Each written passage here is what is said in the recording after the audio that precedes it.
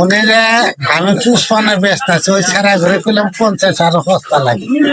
কিনা 50 টাকা 60 ব্যক্তি পুষ্পানি পেঁয়াজ কিনা আমরা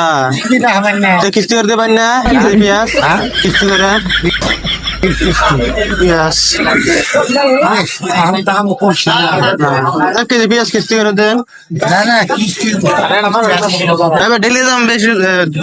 আনে যায় সোমবার করে দিলাম শুক্রবার করে দিলাম এক কেজি পেঁয়াজ যেমন লাগে মটন ঢাকে দেবেন না এক কেজি দেন 5 কেজি আধা কেজি নিন তাও দেবো না চিনি না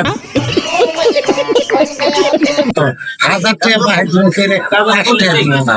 যারা মাল খায় 1000 না না টেহা দে মানে ডেলি 17,000 টাকা দিয়ে যাবো আমি দাম পাখি দিও না 90 টাকা কিনা দাম 50 টাকা কিনা 50 টাকা 50 টাকা 50 টাকা নাই না ডেলি 10 টাকা সপ্তাহে যাবো কিস্তি না না আমার কিস্তি না আমি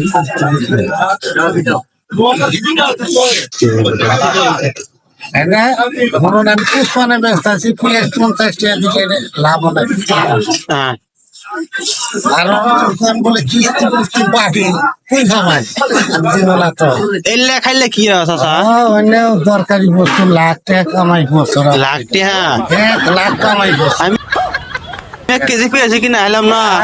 লাখ টাকা করে খামো কই না রে এই বস্তুটা কি জানো হ্যাঁ আজ 30-35 বছর ধরে দোকানে হাতে বসে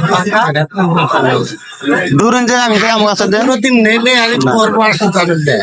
ধরুন যে আগে 5 বস্তা করে ঘাস কাটছি বুঝছো আলতার এ হাঙ্গানে যে 1 বস্তা ঘাস কাটা হয় না এটা খাইলে কি 5 বস্তা ঘাস কাটাম আমি এটা খাওয়া না তো এটা তো পারে না মালিশ করা কোন মালিশ করবো কা